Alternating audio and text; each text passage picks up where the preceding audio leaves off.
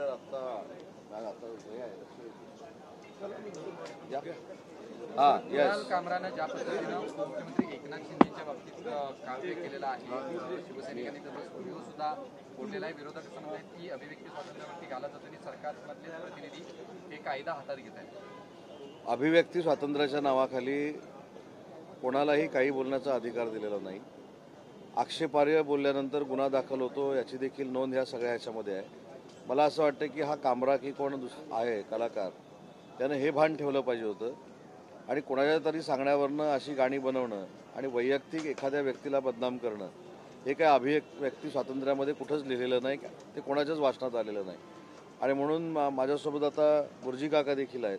त्यांनी कालच या संदर्भामधला FIR पोलीस स्टेशनमध्ये दाखल केलेला आहे आणि आमच्या नेत्याबद्दल जर कोण बोलत असेल तर आमच्या नेत्याप्रती असलेलं जे प्रेम आहे ते काही लोकांनी व्यक्त केलं.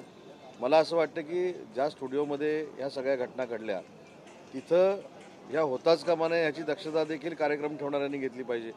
बरं, तुम्ही फोटो देखील तुमच्याच माध्यमातून आम्ही बघितले. हा कामरा कोण जो आहे तो कोणाबरोबर बसलेला आहे, कोणाशी चर्चा करतोय, कोणाबरोबर त्याचे फोटो आहेत. म्हणून मला असं वाटतं की हे पूर्वनियोजित आहे. अशा पद्धतीचं अभिव्यक्ती स्वातंत्र्य असू शकत नाही. इवन फक्त त्यांनी उपमुख्यमंत्री एकनाथ शिंदे साहेबांवर टीका टिप्पणी केली अशातला भाग नाही. त्यांनी देशाचे पंतप्रधान नरेंद्र मोदी साहेबांवर देखील टीका टिप्पणी केलेली आहे. आणि प्रत्येकाला प्रत्येकाच्या नेत्याबद्दल अभिमान असतो, स्वाभिमान असतो. त्याच्यातनं काही ठिकाणी स्पॉन्टेनियस प्रतिक्रिया निर्माण झाली, त्याचं समर्थन कोणी करत नाही. म्हणजे जे काय तोडलंय त्याचं समर्थन कोण करत नाही. परंतु अशा पद्धतीची भूमिका घ्यायला जे लावणारे आहेत यांचा देखील तपास झाला पाहिजे. या कामराच्या मागं बोलवता धनी कोण आहे हे देखील आपण तपासून बघितलं पाहिजे. त्याच्यामुळे एखादी घटना घडल्यानंतर, दुर्दैवी घटना घडल्यानंतर कुणी त्याचं समर्थन करत नाही, परंतु ती कोणामुळं घडली, ती घडवली गेली याचा देखील तपास झाला पाहिजे. गुलाबराव पाटील असं म्हणतायत जर 2 दिवसात माफी मागितली नाही तर कुणाल कामराच्या चेहऱ्यावरती काळं फासलं जाईल, त्याला रस्त्यावरती फिरू देणार नाही. ही जी भाषा ही थेट मंत्रीच कायदा हातात घेण्याची भाषा करतायत. नाही, ते मंत्री व्हायच्या अगोदर एक शिवसैनिक आहेत.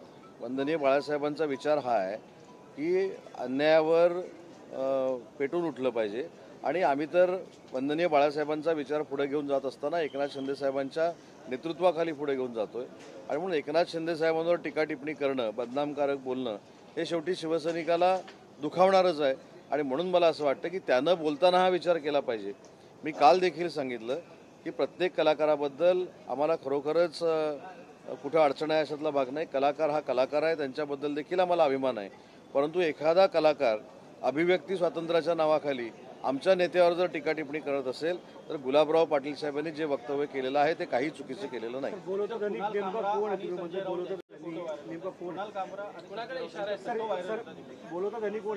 बोलवता धनी हा एकच असू शकत नाही. तो फोटो का, ती मिटिंग का झाली याची देखील चौकशी करावी लागेल. अशा लोकांना महाराष्ट्रामध्ये आणून एकनाथ शिंदे साहेबांच्या विरोधात बोलायला लावायचं, माननीय नरेंद्र मोदी साहेबांच्या विरोधात बोलायला लावायचं, हे काही चांगली गोष्ट नाही. आणि म्हणून मी सांगितलं की याचा बोलवता धनी एकच असू शकत नाही, अनेक असू शकतात. आणि म्हणून अशी घटना घडल्यानंतर परत कायदा आणि सुव्यवस्था बिघडली म्हणून टाहो फोडायचा आणि शिंदे साहेबांची बदनामी करायची हा काही लोकांचा उद्योग आहे. मला असं वाटतं की हा फक्त शिंदे साहेबांचा अपमान नाही तर अख्ख्या महाराष्ट्राचा अपमान आहे.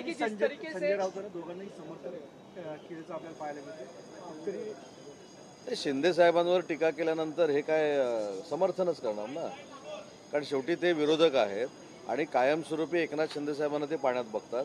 कारण त्यांची सत्ताच माननीय एकनाथ शिंदे साहेबांनी उखडून टाकली, उठाव केला. वंदनीय बाळासाहेबांचा विचार ते पुढे घेऊन गेले म्हणून काही लोकांना पोटसूळ आहेच ना, त्याच्याबद्दल दुमत असण्याचं काही कारण नाही. 100% प्लांट होती, ते ठरवून केलेलं आहे. आणि त्याचं नाव पण मला येत नाही व्यवस्थित, कोण कामरा संविधानाची प्रत हातात घेऊन जर ट्विट करत असेल तर आम्ही देखील संविधान मानणारे आहोत. आम्ही देखील संविधानावर विश्वास ठेवूनच पुढे जाणारे आहोत. आम्ही भारतरत्न डॉक्टर बाबासाहेब आंबेडकरांचा विचार पुढे नेणारे आहोत. याचा अर्थ अभिव्यक्ती स्वातंत्र्याच्या नावाखाली कोणीही कोणाची बदनामी करेल हे महाराष्ट्रामध्ये चालणार नाही. कारण शेवटी प्रत्येकाला प्रत्येकाचं अस्तित्व आहे, प्रत्येकाचं कर्तृत्व आहे. आणि आम्ही ज्या कर्तृत्वाच्या नेतृत्वाखाली काम करतो त्यांचं नाव एकनाथ शिंदे.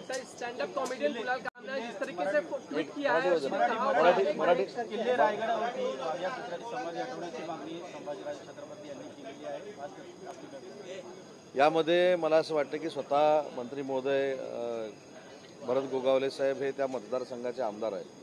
आणि इतिहासावर न वाचता बोलणं हे माझ्यासारख्याला योग्य नाही. ती नक्की समाधी काय आहे, कशासाठी आहे याचा अभ्यास करूनच याच्यावर बोललं तर चांगलं राहील, कारण तो संवेदनशील विषय आहे. आणि संभाजीराजांनी ती पत्र काय दिलं आहे ते देखील वाचावं लागेल, त्याच्या मागची भूमिका समजून घ्यावी लागेल आणि त्याच्यानंतरच या गोष्टीवर बोललं तर ठीक आहे. काही लोक काय करतात, सगळी जक्कल आपल्याला अशाच पद्धतीनं बोलतात, तसे काय आम्ही नाही, त्याचा आम्ही अभ्यास करतो आणि आम्ही काही सर्वज्ञ नाही. काही इतिहासकारांना देखील विचारून घेतलं पाहिजे, जी विद्वान मंडळी आहेत त्यांना देखील विचारून घेतलं पाहिजे आणि त्याच्यानंतर भाष्य करणं योग्य राहील. अशी चर्चा आहे की जेव्हा प्रशांत कोरटकरने वक्तव्य केलं होतं तेव्हा तुम्ही शांत बसला होता, कोणताही संताप दिसला नाही, परंतु आता तुमच्या विरोधात बोलल्यामुळे तुम्ही पेटून उठलाय. मग तेव्हा तुम्ही का बोलला नाही आणि आता का बोलताय, अशी चर्चा होत आहे. अजिबात नाही. आमच्या शिवसैनिकांच्या, शिवसेनेच्या मंत्र्यांच्या स्टेटमेंट तुम्ही काढून बघा, तुमच्याकडेच रेकॉर्डेड असतील. त्यातली माझी स्टेटमेंट मी सांगतो, ते कोरटकर असू देत किंवा अजून कोण असू देत, आम्ही असं सांगितलेलं आहे की छत्रपती शिवाजी महाराज असतील, छत्रपती संभाजी महाराज असतील किंवा आमचे राष्ट्रसंत असतील, त्यांच्यावर टीका करणाऱ्यांची गय केली जाणार नाही, त्याचं समर्थन शिवसैनिक कधी करणार नाही. आजही या कोरटकरच्या बाबतीमध्ये मला जी माहिती आहे, पोलीस तपास चालू आहे आणि तो अटकपूर्व जामिनासाठी कुठेतरी कोर्टामध्ये गेलेला आहे. त्याच्यामुळे त्याच्यावर कारवाई पोलिसांनी केली नाही हे म्हणणं चुकीचं आहे. मला असं वाटतं की कोरटकर असू दे किंवा अन्य कोण असू दे, जो छत्रपती शिवाजी महाराजांचा अपमान करेल करण्याची भूमिका शिवसेना भविष्यामध्ये देखील नक्की घेईल. विधिमंडळात सर्व खोकेबाई बसले अशा पद्धतीचे स्टेटमेंट राज ठाकरेंनी काढले. नाही, राजसाहेबांचा मला असं वाटतं काल काहीतरी मेळावा होता आणि त्याच्यामध्ये त्यांनी ते वक्तव्य केलेलं आहे. ते का केलं आहे, कशासाठी केलं आहे, कुणासाठी केलं आहे हे खरोखरच मला माहीत नाही. मी बघतो, ऐकतो, तपासून कारवाई करतो हे विधानसभेतलं उत्तर आहे. पण ते आधी ऐकतो, बघतो आणि मग त्याच्यावर प्रतिक्रिया देतो. राज ठाकरेंचा सूर आता तुमच्या विरोधात जाताना दिसतोय. राज ठाकरेंचा सूर थेट आता तुमच्या विरोधात येतोय. नाही, त्यांचा सूर काय आहे हे मी ऐकलेलाच नाही आहे. तो मी आधी ऐकतो आणि मग सांगतो. Sir, stand up comedian Kunal कामरा ने जो कुछ बयान दिया है, जो वीडियो ट्वीट किया है, क्या इसे कॉमेडियन की अभिव्यक्ति की आज़ादी समझे या इसके पीछे कोई सोच? नहीं, ये कैसी अभिव्यक्ति है? एक जो पार्टी के लीडर है, जिन्होंने शिवसेना का वंदनीय बाला साहब का नाम आगे लेने के लिए प्रयास किया है, उनके ऊपर टीका करना, बदनामी करना, उनके ऊपर गाना गाना, माननीय देश के पंतप्रधान नरेंद्र मोदी साहब के ऊपर टीका टिप्पणी करना, ये कैसा अभिव्यक्ति स्वातंत्र्य है? ये तो बनाया हुआ एक राजनीति है और इसके पीछे कौन कौन है उसकी जांच होनी चाहिए. और यही मांग हमारे जो एमएलए है मुर्जी काका पटेल, उन्होंने कल पुलिस स्टेशन में की है. लेकिन अब जिस तरह से स्टूडियो को तोड़फोड़ की गई और साथ में आप उनको गाला भी हम कर देंगे, इस तरीके की आप जो चुनौती दे रहे हैं, इसको लोग गलत समझ नहीं, ये चुनौती नहीं है, ये स्पॉन्टेनियस रिएक्शन है. जो स्टूडियो के बारे में हुआ है उसका समर्थन कोई नहीं कर रहा है, लेकिन ये मेरे ख्याल से स्पॉन्टेनियस प्रतिक्रिया है.